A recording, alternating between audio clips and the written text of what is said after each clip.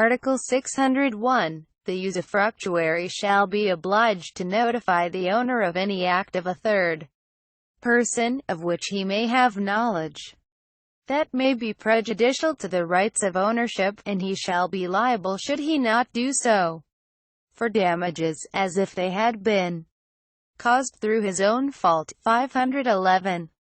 Article 602. The expenses, costs and liabilities in suits brought with regard to the usufruct shall be borne by the usufructuary. 512.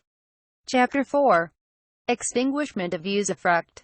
Article 603. Usufruct is extinguished. 1. By the death of the usufructuary, unless a contrary intention clearly appears. 2. By the expiration of the period for which it was constituted, or by the fulfillment of any resolutory condition provided in the title creating the usufruct. 3. By merger of the usufruct and ownership in the same person. 4. By renunciation of the usufructuary. 5. By the total loss of the thing in usufruct. 6. By the termination of the right of the person constituting the usufruct. 7. By prescription. 513a. Article 604. If the thing given in usufruct should be lost only in part, the right shall continue on the remaining part. 514. Article 605. Usufruct cannot be constituted in favor of a town, corporation, or association for more than 50 years. If it has been constituted, and before the expiration of such period the town is abandoned, or the corporation or association is dissolved, the usufruct shall be extinguished by reason thereof. 515a. Article 606. A usufruct granted for the time that elapse before a third person attains a certain age, shall subsist for the number of years specified, even if the third person should die before the period expires, unless such usufruct has been expressly granted only in consideration of the existence of such person. 516. Article 607. If the usufruct is constituted on a movable property of which a building forms part, and the latter should be destroyed in any manner whatsoever, the usufructuary shall have a right to make use of the land and the materials. The same rule shall be applied if the usufruct is constituted on a building only, and the same should be destroyed. But in such a case, if the owner should wish to construct another building, he shall have a right to occupy the land and to make use of the materials, being obliged to pay to the usufructuary, during the continuance of the usufruct, the interest upon the sum equivalent to the value of the land and of the materials. 517. Article 608. If the usufructuary shares with the owner the insurance of the tenement given in usufruct, the former shall, in case of loss, continue in the enjoyment of the new building, should one be constructed, or shall receive the interest on the insurance indemnity if the owner does not wish to rebuild.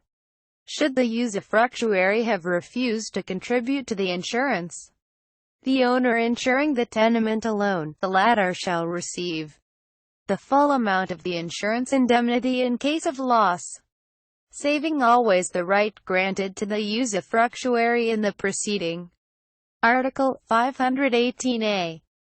Article 609. Should the thing in usufruct be expropriated for public use, the owner shall be obliged either to replace it with another thing of the same value and of similar conditions, or to pay the usufructuary the legal interest on the amount of the indemnity for the whole period of the usufruct.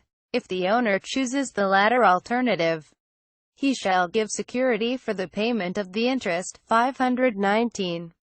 Article 610. A usufruct is not extinguished by bad use of the thing in usufruct, but if the abuse should cause considerable injury to the owner, the latter may demand that the thing be delivered to him, binding himself to pay annually to the usufructuary the net proceeds of the same, after deducting the expenses and the compensation which may be allowed him for its administration. 520. Article 611. A usufruct constituted in favor of several persons living at the time of its constitution shall not be extinguished until the death of the last survivor. 521. Article 612. Upon the termination of the usufruct, the thing in usufruct shall be delivered to the owner, without prejudice to the right of retention pertaining to the usufructuary or his heirs for taxes and extraordinary expenses, which should be reimbursed. After the delivery has been made, the security or mortgage shall be cancelled. 522a. Title 7. Easements of Servitudes. Chapter 1. Easements in general. Section 1. Different kinds of easements. Article 613. An easement or servitude is an encumbrance imposed upon an immovable for the benefit of another immovable, belonging to a different owner. The immovable in favor of which the easement is established is called the dominant estate. That which is subject thereto, the servient estate. 530. Article 614. Servitudes may also be established for the benefit of a community, or of one or more persons to whom the encumbered estate does not belong. 531. Article 615. Easements may be continuous or discontinuous, apparent or non-apparent. Continuous easements are those the use of which is or may be incessant, without the intervention of any act of man. Discontinuous easements are those which are used at intervals and depend upon the acts of men. Apparent easements are those which are made known and are continually kept in view by external signs that reveal the use and enjoyment of the same. Non-apparent easements are those which show no external indication of their existence. 532. Article 616. Easements are also positive or negative. A positive easement is one which imposes upon the owner of the servient estate the obligation of allowing something to be done or of doing it himself, and a negative easement, that which prohibits the owner of the servient estate from doing something which he could lawfully do if the easement did not exist. 533. Article 617. Easements are inseparable from the estate to which they actively or passively belong. 534. Article 618. Easements are indivisible. If the servient estate is divided between two or more persons, the easement is not modified, and each of them must bear it on the part which corresponds to him. If it is the dominant estate that is divided between two or more persons, each of them may use the easement in its entirety, without changing the place of its use, or making it more burdensome in any other way. 535. Article 619. Easements are established either by law or by the will of the owners. The former are called legal and the latter voluntary easements. 536. Section 2. Modes of acquiring easements. Article 620. Continuous and apparent easements are acquired either by virtue of a title or by prescription of 10 years. 537a. Article 621. In order to acquire by prescription, the easements referred to in the preceding article, the time of possession shall be computed thus: in positive easements, from the day on which the owner of the dominant estate, or the person who may have made use of the easement, commenced to exercise it upon the servient estate; and in negative easements, from the day on which the owner of the dominant estate forbade, by an instrument acknowledged before a notary public, the owner of the servient estate, from executing an act which would be lawful without the easement. 538a. Article 622. Continuous, non-apparent easements, and discontinuous ones, whether apparent or not, may be acquired only by virtue of a title. 539. Article 623. The absence of a document or proof showing the origin of an easement which cannot be acquired by prescription may be cured by a deed of recognition by the owner of the servient estate or by a final judgment. 540a. Article 624. The existence of an apparent sign of easement between two estates, established or maintained by the owner of both, shall be considered, should either of them be alienated, as a title in order that the easement may continue actively and passively, unless, at the time the ownership of the two estates is divided, the contrary should be provided in the title of conveyance of either of them, or the sign aforesaid should be removed before the execution of the deed. This provision shall also apply in case of the division of a thing owned in common by two or more persons. 541a. Article 625. Upon the establishment of an easement, all the rights necessary for its use are considered granted. 542. Article 626. The owner of the dominant estate cannot use the easement except for the benefit of the immovable originally contemplated, neither can he exercise the easement in any other manner than that previously established. N. Section 3. Rights and obligations of the owners of the dominant and servient estates. Article 627. The owner of the dominant estate may make, at his own expense, on the servient estate any works necessary for the use and preservation of the servitude, but without altering it or rendering it more burdensome. For this purpose he shall notify the owner of the servient estate, and shall choose the most convenient time and manner so as to cause the least inconvenience to the owner of the servient estate. 543a.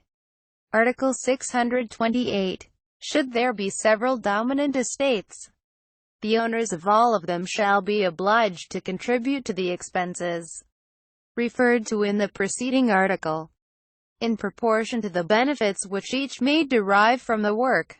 Anyone who does not wish to contribute may exempt himself by renouncing the easement for the benefit of the others. If the owner of the servient estate should make use of the easement in any manner whatsoever, he shall also be obliged to contribute to the expenses in the proportion stated, saving an agreement to the contrary. 544. Article 629. The owner of the servient estate cannot impair, in any manner whatsoever, the use of the servitude. Nevertheless, if by reason of the place originally assigned, or of the manner established for the use of the easement, the same should become very inconvenient to the owner of the servient estate, or should prevent him from making any important works, repairs or improvements thereon, it may be changed at his expense, provided he offers another place or manner equally convenient, and in such a way that no injury is caused thereby to the owner of the dominant estate or to those who may have a right to the use of the easement. 545. Article 630. The owner of the servient estate retains the ownership of the portion on which the easement is established, and may use the same in such a manner as not to affect the exercise of the easement. N. Section 4. Modes of extinguishment of easements. Article 631. Easements are extinguished: 1. By merger in the same person of the ownership of the dominant and servient estates. 2. By non-user for 10 years, with respect to discontinuous easements. This period shall be computed from the day on which they cease to be used, and, with respect to continuous easements, from the day on which an act contrary to the same took place. 3. When either or both of the estates fall into such condition that the easement cannot be used, but it shall revive if the subsequent condition of the estates or either of them should again permit its use, unless when the use becomes possible, sufficient time for prescription has elapsed, in accordance with the provisions of the preceding number. 4. By the expiration of the term or the fulfillment of the condition, if the easement is temporary or conditional. 5. By the renunciation of the owner of the dominant estate. 6. By the redemption agreed upon between the owners of the dominant and servient estates. 546a. Article 632. The former manner of using the easement may prescribe as the easement itself, and in the same way. 547a. Article 633. If the dominant estate belongs to several persons in common, the use of the easement by any one of them prevents prescription with respect to the others. 548. Chapter 2. Legal easements. Section 1. General provisions. Article 634. Easements imposed by law have for their object either public use or the interest of private persons. 549. Article 635. All matters concerning easements established for public or communal use shall be governed by the special laws and regulations relating thereto, and, in the absence thereof, by the provisions of this title. 550. Article 636. Easements established by law in the interest of private persons or for private use shall be governed by the provisions of this title, without prejudice to the provisions of general or local laws and ordinances for the general welfare. These easements may be modified by agreement of the interested parties, whenever the law does not prohibit it or no injury is suffered by a third person. 551a. Section 2. Easements relating to waters. Article 637. Lower estates are obliged to receive the waters which naturally and without the intervention of man descend from the higher estates, as well as the stones or earth which they carry with them. The owner of the lower estate cannot construct works which will impede this easement. Neither can the owner of the higher estate make works which will increase the burden. 552. Article 638. The banks of rivers and streams, even in case they are of private ownership, are subject throughout their entire length, and within a zone of 3 meters along their margins, to the easement of public use in the general interest of navigation, floatage, fishing and salvage. Estates adjoining the banks of navigable or floatable rivers are, furthermore, subject to the easement of towpath for the exclusive service of river navigation and floatage.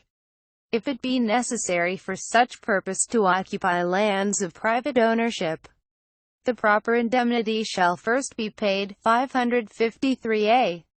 Article 639. Whenever for the diversion or taking of water from a river or brook, or for the use of any other continuous or discontinuous stream, it should be necessary to build a dam, and the person who is to construct it is not the owner of the banks, or lands which must support it, he may establish the easement of abutment of a dam, after payment of the proper indemnity. 554.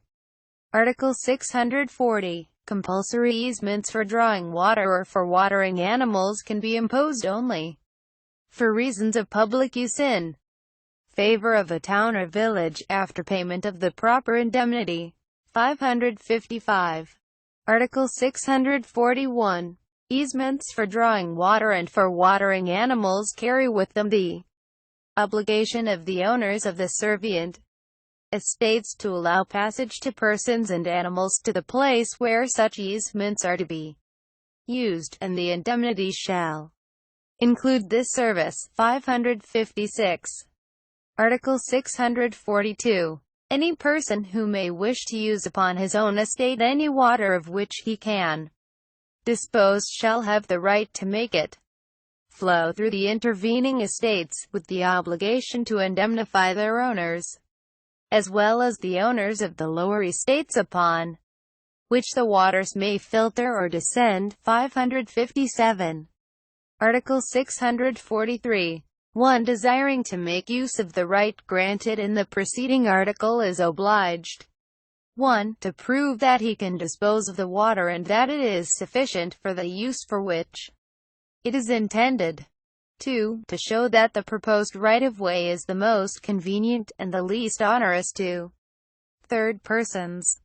3. To indemnify the owner of the servient estate in the manner determined by the laws and regulations. 558.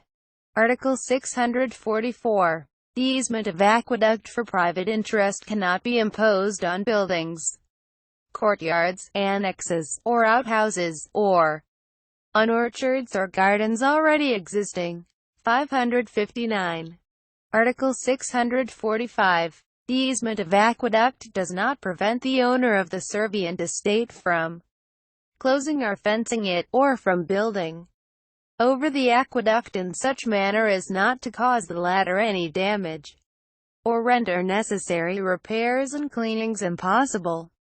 560. Article 646. For legal purposes, the easement of aqueduct shall be considered as continuous and apparent, even though the flow of the water may not be continuous, or its use depends upon the needs of the dominant estate, or upon a schedule of alternate days or hours. 561. Article 647. One who for the purpose of irrigating or improving his estate has to construct a stop block or sluice gate in the bed of the stream from which the water is to be taken, may demand that the owners of the banks permit its construction, after payment of damages, including those caused by the new easement, to such owners and to the other irrigators. 562. Article 648. The establishment, extent, form and conditions of the servitudes of waters, to which this section refers, shall be governed by the special laws relating thereto insofar as no provision therefore is made in this Code. 563a. Section 3. Easement of right-of-way. Article 649. The owner, or any person who by virtue of a real right may cultivate or use any immovable, which is surrounded by other immovables pertaining to other persons and without adequate outlet to a public highway, is entitled to demand a right-of-way through the neighboring estates, after payment of the proper indemnity. Should this easement be established in such a manner that its use may be continuous for all the needs of the dominant estate, establishing a permanent passage, the indemnity shall consist of the value of the land occupied and the amount of the damage caused to the servient estate. In case the right-of-way is limited to the necessary passage for the cultivation of the estate, surrounded by others, and for the gathering of its crops through the servient estate without a permanent way, the indemnity shall consist in the payment of the damage caused by such encumbrance.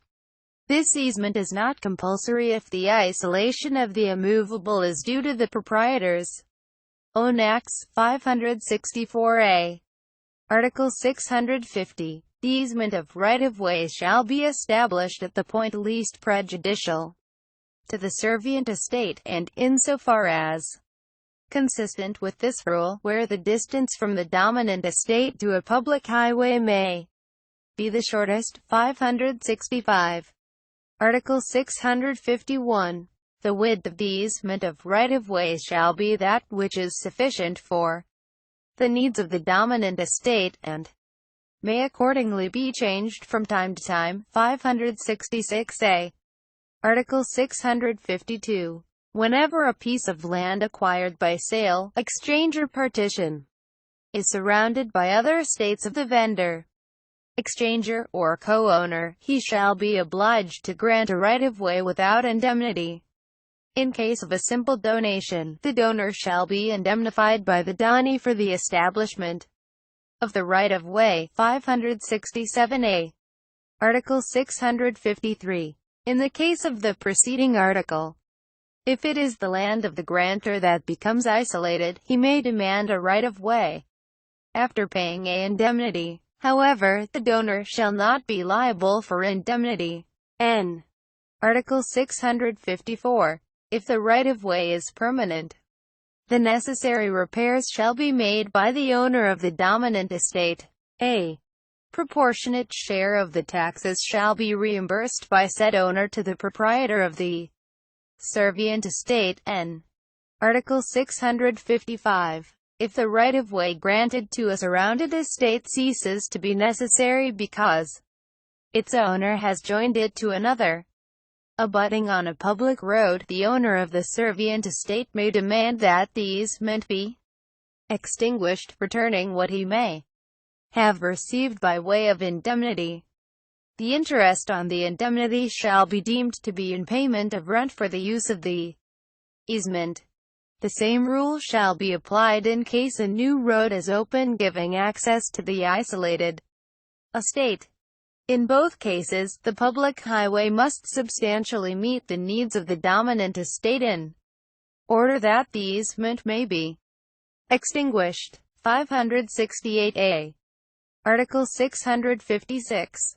If it be indispensable for the construction, repair, improvement, alteration or beautification of a building, to carry materials through the estate of another, or to raise therein scaffolding or other objects necessary for the work, the owner of such estate shall be obliged to permit the act, after receiving payment of the proper indemnity for the damage caused him. 569a.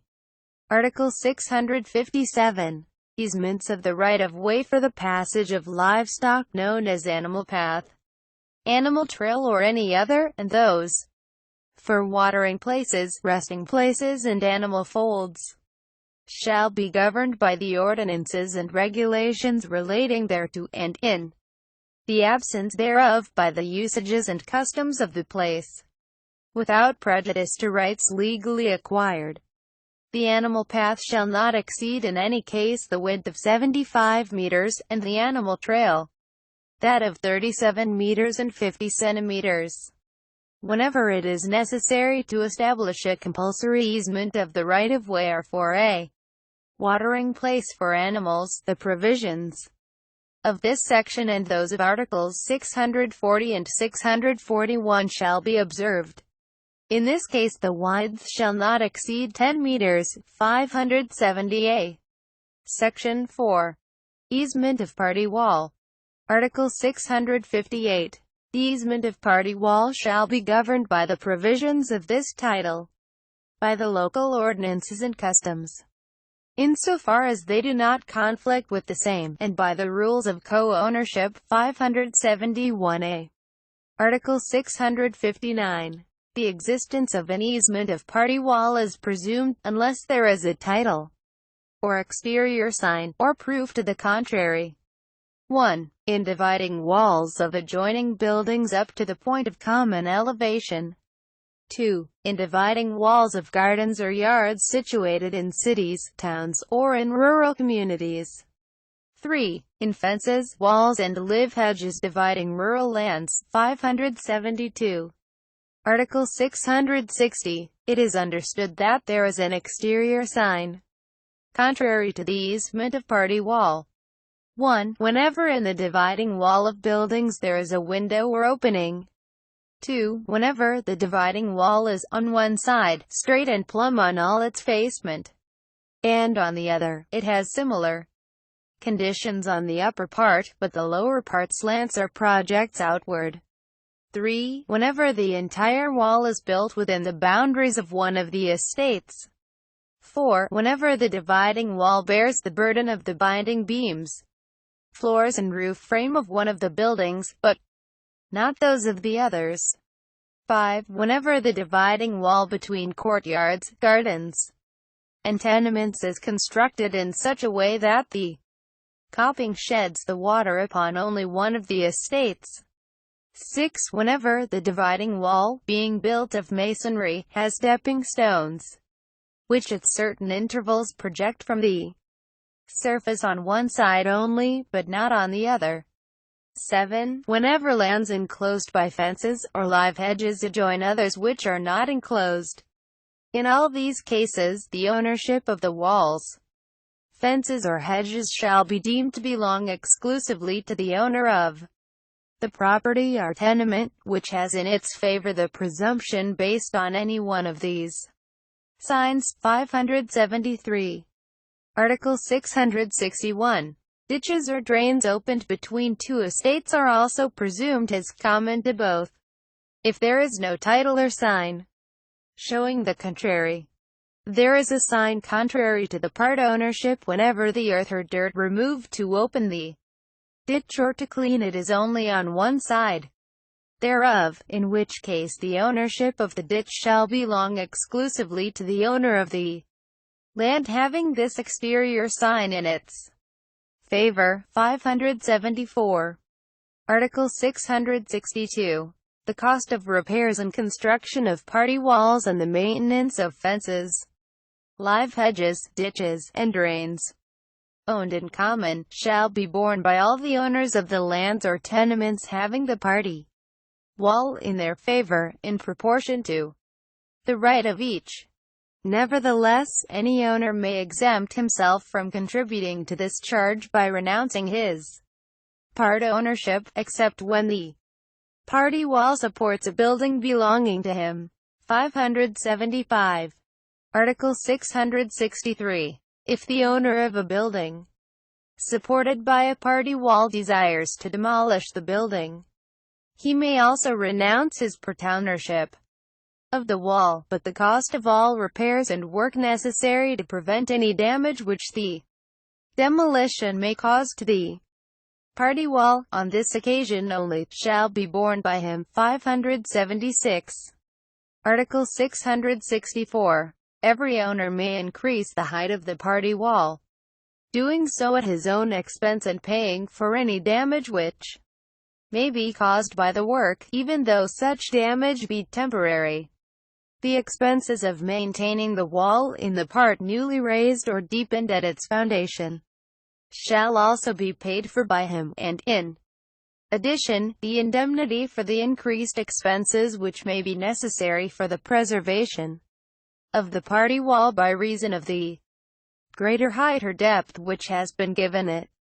If the party wall cannot bear the increased height, the owner desiring to raise it shall be obliged to reconstruct it at his own expense, and, if for this purpose it be necessary to make it thicker, he shall give the space required from his own land. 577. Article 665. The other owners who have not contributed in giving increased height, depth or thickness to the wall may, nevertheless, acquire the right of part ownership therein, by paying proportionally the value of the work at the time of the acquisition, and of the land used for its increased thickness. 578a. Article 666. Every part owner of a party wall may use it in proportion to the right he may have in the co-ownership, without interfering with the common and respective uses by the other co-owners. 579a. Section 5. Easement of light and view. Article 667. No part owner may, without the consent of the others, open through the party wall any window or aperture of any kind. 580. Article 668. The period of prescription for the acquisition of an easement of light and view shall be counted 1. From the time of the opening of the window, if it is through a party wall, or 2. From the time of the formal prohibition upon the proprietor of the adjoining land or tenement, if the window is through a wall on the dominant estate. N. Article 669. When the distances in Article 670 are not observed, the owner of a wall which is not party wall, adjoining a tenement or piece of land belonging to another, can make in it openings to admit light at the height of the ceiling joints or immediately under the ceiling, and of the size of 30 centimeters square, and, in every case, with an iron grating embedded in the wall and with a wire screen. Nevertheless, the owner of the tenement or property adjoining the wall in which the openings are made can close them should he acquire part ownership thereof, if there be no stipulation to the contrary. He can also obstruct them by constructing a building on his land or by raising a wall thereon, contiguous to that having such openings, unless an easement of light has been acquired. 581a. Article 670. No windows, apertures, balconies, or other similar projections which afford a direct view upon or towards an adjoining land or tenement can be made, without leaving a distance of 2 meters between the wall in which they are made and such contiguous property. Neither can side or oblique views upon or towards such conterminous property be had, unless there be a distance of 60 centimeters. The non-observance of these distances does not give rise to prescription. 582a. Article 671. The distance referred to in the preceding article shall be measured in cases of direct views from the outer line of the wall when the openings do not project from the outer line of the latter when they do, and in cases of oblique view from the dividing line between the two properties. 583. Article 672. The provisions of Article 670 are not applicable to buildings separated by a public way or alley, which is not less than 3 meters wide, subject to special regulations and local ordinances. 584a. Article 673. Whenever by any title a right has been acquired to have direct views, balconies or belvederes overlooking an adjoining property, the owner of the servient estate cannot build thereon at less than a distance of 3 meters to be measured in the manner provided in Article 671. Any stipulation permitting distances less than those prescribed in Article 670 is void. 585a. Section 6. Drainage of buildings. Article 674. The owner of a building shall be obliged to construct its roof or covering in such manner that the rainwater shall fall on his own land or on a street or public place, and not on the land of his neighbor, even though the adjacent land may belong to 2 or more persons, one of whom is the owner of the roof. Even if it should fall on his own land, the owner shall be obliged to collect the water in such a way as not to cause damage to the adjacent land or tenement. 586a. Article 675.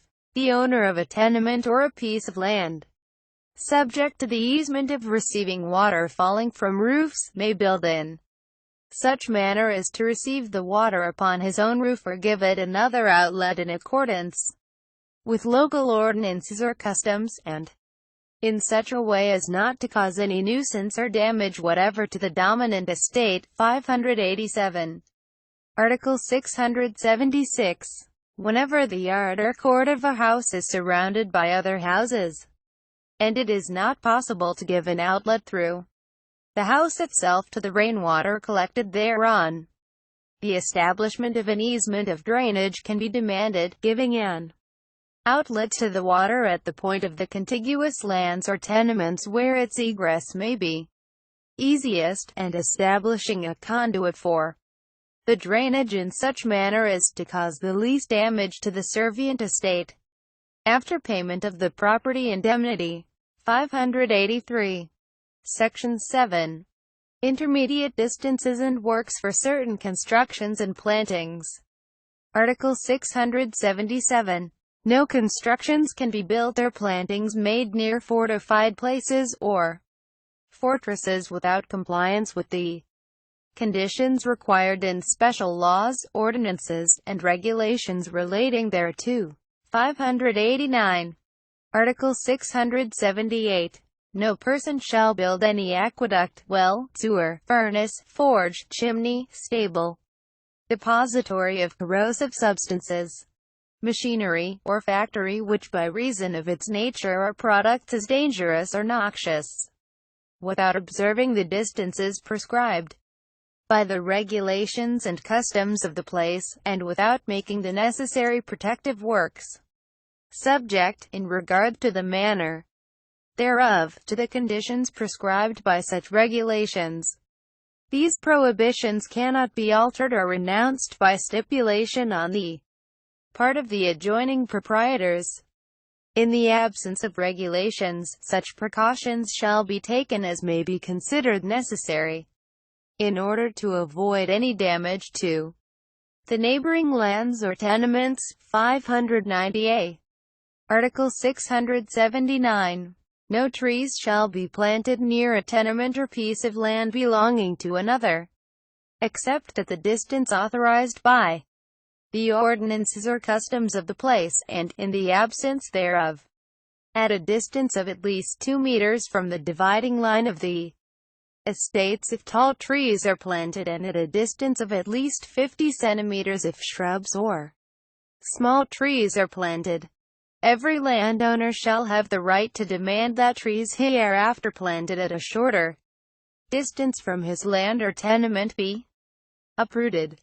The provisions of this article also apply to trees which have grown spontaneously. 591a.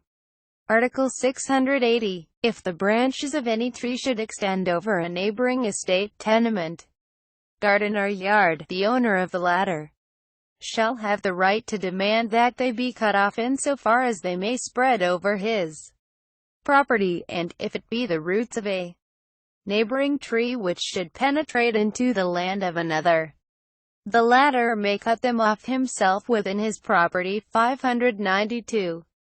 Article 681. Fruits naturally falling upon adjacent land belong to the owner of said land. N.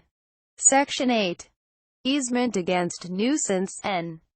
Article 682. Every building or piece of land is subject to the easement which prohibits the proprietor or possessor from committing nuisance through noise, jarring, offensive odor, smoke, heat, dust, water, glare and other causes. Article 683. Subject to zoning, health, police and other laws and regulations. Factories and shops may be maintained provided the least possible annoyance is caused to the neighborhood. Section 9. Lateral and subjacent support. N.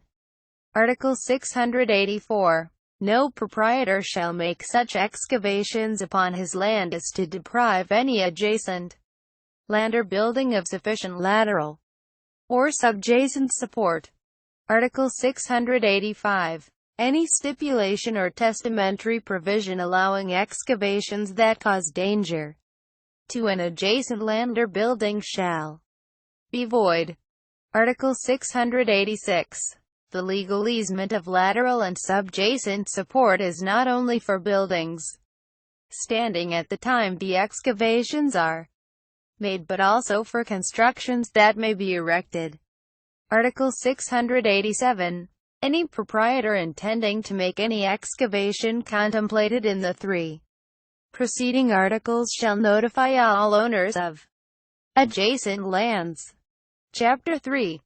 Voluntary easements. Article 688. Every owner of a tenement or piece of land may establish thereon the easements which he may deem suitable, and in the manner and form which he may deem best, provided he does not contravene the laws, public policy or public order. 594. Article 689.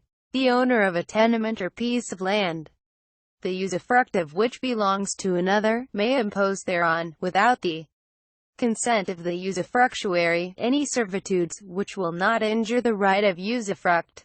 595. Article 690. Whenever the naked ownership of a tenement or piece of land belongs to one person, and the beneficial ownership to another, no perpetual voluntary easement may be established thereon without the consent of both owners. 596. Article 691. In order to impose an easement on an undivided tenement, or piece of land, the consent of all the co-owners shall be required. The consent given by some only must be held in abeyance until the last one of all the co-owners shall have expressed his conformity. But the consent given by one of the co-owners separately from the others shall bind the grantor and his successors not to prevent the exercise of the right granted. 597a. Article 692. The title and, in a proper case, the possession of an easement acquired by prescription shall determine the rights of the dominant estate and the obligations of the servient estate. In default thereof, the easement shall be governed by such provisions of this title as are applicable thereto. 598. Article 693. If the owner of the servient estate should have bound himself, upon the establishment of the easement, to bear the cost of the work required for the use and preservation thereof, he may free himself from this obligation by renouncing his property to the owner of the dominant estate. 599. Title 8. Nuisance. N. Article 694. A nuisance is any act, omission, establishment, business, condition of property, or anything else which 1. Injures or endangers the health or safety of others, or 2. Annoys or offends the senses, or 3. Shocks, defies or disregards decency or morality, or 4. Obstructs or interferes with the free passage of any public highway or street, or any body of water, or 5. Hinders or impairs the use of property. Article 695. Nuisance is either public or private. A public nuisance affects a community or neighborhood or any considerable number of persons, although the extent of the annoyance, danger or damage upon individuals may be unequal. A private nuisance is one that is not included in the foregoing definition. Article 696. Every successive owner or possessor of property who fails or refuses to abate a nuisance in that property started by a former owner or possessor is liable therefore in the same manner as the one who created it. Article 697. The abatement of a nuisance does not preclude the right of any person injured to recover damages for its past existence. Article 698. Lapse of time cannot legalize any nuisance, whether public or private. Article 699. The remedies against a public nuisance are 1. A prosecution under the Penal Code or any local ordinance, or 2. A civil action, or 3. Abatement, without judicial proceedings. Article 700. The district health officer shall take care that one or all of the remedies against a public nuisance are availed of.